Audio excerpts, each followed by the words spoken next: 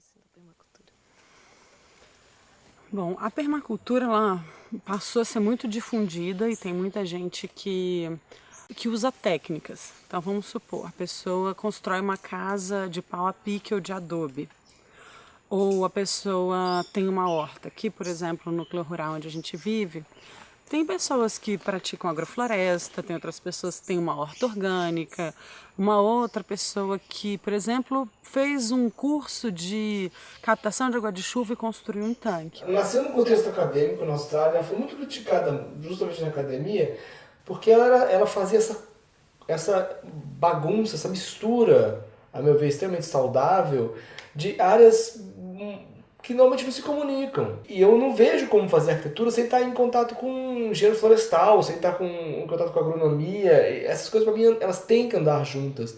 Se a gente quer construir realmente uma sociedade sustentável, onde os conhecimentos apontem em prol da gente viver aqui, viver bem, e permitir que as outras formas de vida e as outras gerações da nossa forma de vida permaneçam também. A busca é integrar os saberes tradicionais com a tecnologia moderna. Entendendo que ela envolve os diversos elementos de moradia, transporte, alimentação, água, energia, enfim, social, relações humanas. E aí a gente vê os conhecimentos tradicionais que ainda a gente encontra em muitos locais rurais, né, ou algumas comunidades.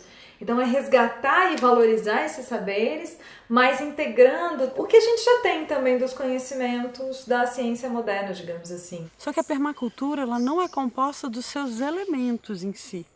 Os elementos fazem parte também, mas essencialmente a permacultura é uma proposta de design. E o que é o design? O design seria você aplicar uma lógica de planejamento, de projetar ambientes sustentáveis, projetar uma ocupação sustentável. Então, quando você está numa perspectiva permacultural, a gente não está falando só da casa que pode ser ou não de barro. Você está pensando assim, onde é que eu vivo? O que tem, onde que o sol nasce, onde que ele se põe, quem são os meus vizinhos, o que interfere no espaço onde eu vou morar. E se eu estou colocando a minha casa lá, eu vou pensar por que eu vou construir a minha casa aqui. Então, na permacultura a gente parte muito da que a gente chama de zona zero, que é onde a gente mora, onde tem mais energia humana envolvida. E depois, cada um dos elementos, eu vou pensar no porquê. A gente vê muitas vezes essa desconexão de conhecimento, então tem um monte de gente achando que é a solução só num campo de conhecimento, e não será assim que a gente vai construir uma sociedade sustentável. Então, muitas vezes, o mais difícil é você abrir para essa integração entre os diferentes conhecimentos, né? E ver como eles podem se integrar e se complementar na busca de uma cultura de permanência. A gente tem que ter muito mais estratégias que nos permitam, em termos de planejamento, de design de um espaço, pensar em como viver melhor naquela área, considerando os riscos que a gente tem também. Então, a permacultura, quando as pessoas vêm fazer um PDC, quando elas se dedicam para isso, elas aprendem uma lógica de design. Quando a gente fala do PDC, ele é um ponto de virada, né, na vida da pessoa que busca a permacultura. O currículo ele é muito bem estruturado, assim. Ele foi pensado por Bill Mollison, que é um dos, né, fundadores da permacultura. E ele traz um pouco a costura de muitas áreas que às vezes as pessoas já têm um certo conhecimento, mas o que ele traz de diferencial é o design.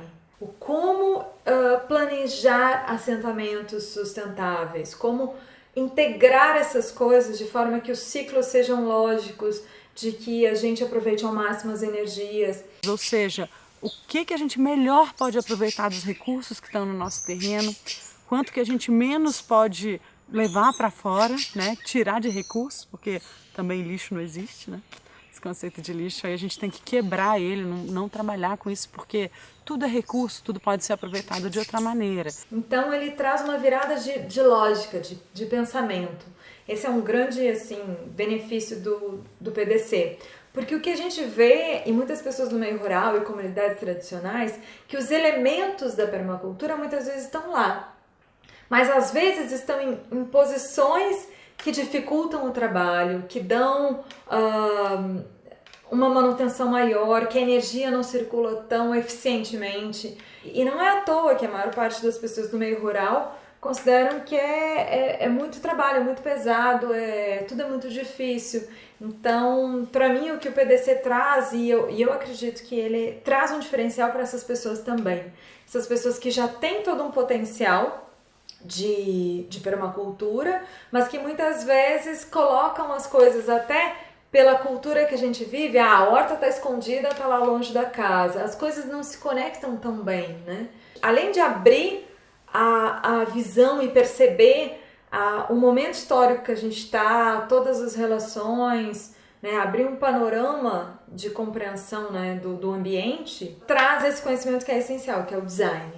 Que é como estruturar a coisa para que seja o mais eficiente possível. A gente costuma dizer que na permacultura o nosso propósito é maximizar o tempo de rede, o tempo que a gente pode relaxar um pouco. E que a gente sabe que isso, na verdade, né, quando você vive em um sítio, as tarefas são infinitas, então você tem que ser o mais eficiente, fechando ciclos. Então, essa é a grande contribuição para mim do PDC, né, trazer essa lógica. No design a gente conecta isso tudo, coloca numa lógica para a gente beneficiar as pessoas, para a gente beneficiar e criar mais abundância de relações e de vida no ambiente que a gente está.